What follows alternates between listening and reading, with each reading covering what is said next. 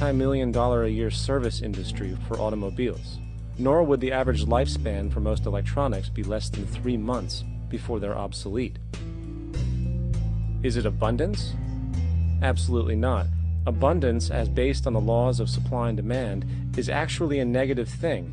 If a diamond company finds 10 times the usual amount of diamonds during their mining, it means the supply of diamonds has increased, which means the cost and profit per diamond drops. The fact is, efficiency, sustainability, and abundance are enemies of profit. To put it into a word, it is the mechanism of scarcity that increases profits. What is scarcity? Based on keeping products valuable. Slowing up production on oil raises the price. Maintaining scarcity of diamonds keeps the price high. They burn diamonds at the Kimberley diamond mines. They're made of carbon. That keeps the price up. So then, what does it mean for society when scarcity, either produced naturally or through manipulation, is a beneficial condition for industry? It means that sustainability and abundance will never ever occur in a profit system, for it simply goes against the very nature of the structure. Therefore, it is impossible to have a world without war or poverty. It is impossible to continually advance technology to its most efficient and productive states. And, most dramatically, it is impossible to expect human beings to behave in truly ethical or decent ways.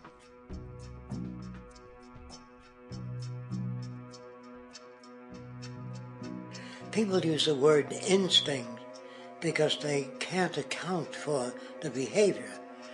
They sit back and they evaluate with their lack of knowledge, and they say things like, humans are built a certain way, greed is a natural thing, as though they've worked for years on it, and it's no more natural than wearing clothing. What we want to do is to eliminate the causes of the problems, eliminate the processes that produce greed and bigotry and prejudice and people taking advantage of one another and elitism, eliminating the need for prisons and welfare. We have always had these problems because we have always lived within scarcity and barter and monetary systems that produce scarcity. If you eradicate the conditions that generate what you call socially offensive behavior, it does not exist. The guy said, well, isn't that inborn? No, it's not. There is no human nature. There's human behavior, and that's always been changed throughout history. You're not born with bigotry and greed and corruption and hatred. You pick that up within the society. War, poverty, corruption, hunger, misery, human suffering will not change in a monetary system. That is, there'll be very little significant change. It's going to take the redesign of our culture, our values, and it has to be related to the carrying capacity of the earth, not some human opinion or some politician's notions of the way the world ought to be, or some religious notions of the conduct of human affairs. And that's what the Venus Project is about. The society that we're about to talk about is a society that is free of all the old superstitions, incarceration, prisons, police, cruelty, and law. All laws will disappear, and the professions will disappear that are no longer valid, such as stockbrokers, bankers, advertising, gone forever, because it's no longer relevant. When we understand that it is technology devised by human ingenuity which frees humanity and increases our quality of life, we then realize that the most important focus we can have is on the intelligent management of the Earth's resources.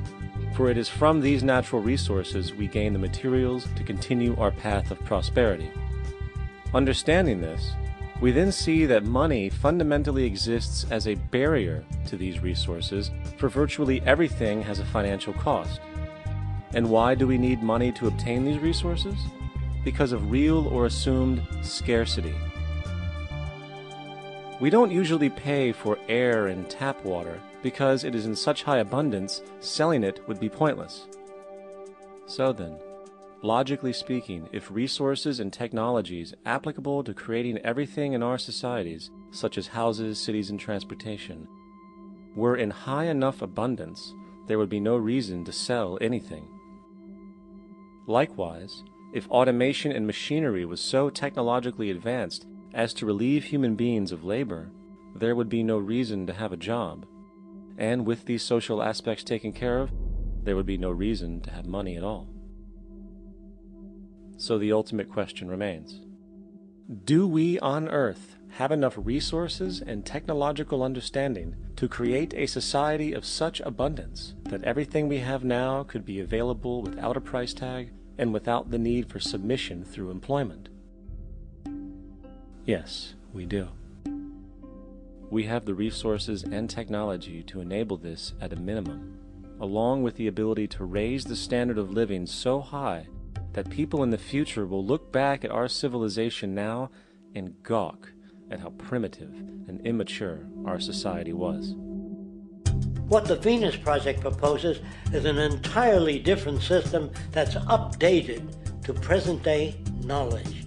We've never given scientists the problem of how do you design a society which would eliminate boring and monotonous jobs, that would eliminate accidents in transportation, that would enable people to have a high standard of living, that would eliminate poisons in our food, that would give us other sources of energy that are clean and efficient. We can do that out there.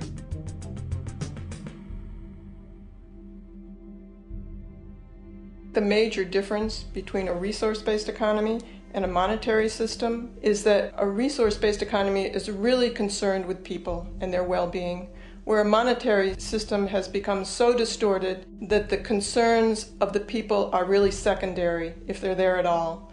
The products that are turned out are for how much money you can get. If there is a problem in society and you can't earn money from solving that problem, then it won't be done. The resource-based economy is really not close to anything that's been tried. And with all our technology today, we can create abundance. It could be used to improve everyone's lifestyle. Abundance all over the world if we use our technology wisely and maintain the environment. It's a very different system, and it's very hard to talk about because the public is not that well enough informed as to the state of technology.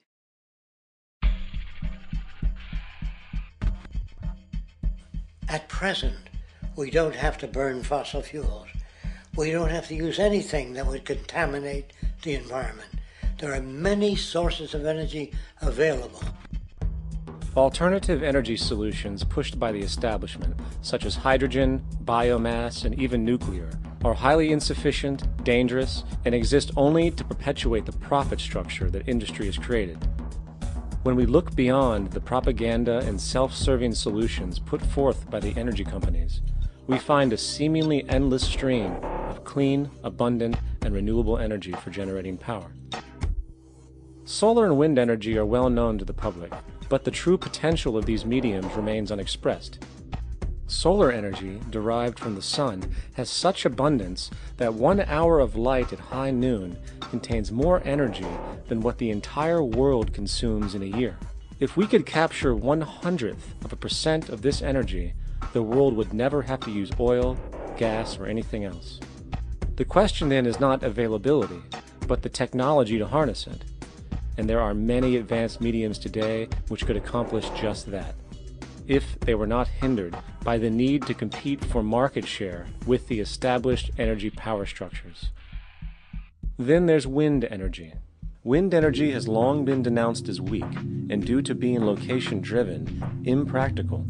This is simply not true.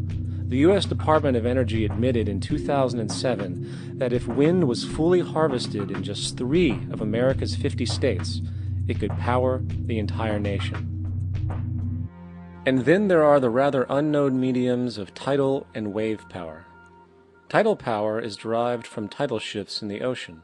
Installing turbines which capture this movement generates energy. In the United Kingdom, 42 sites are currently noted as available,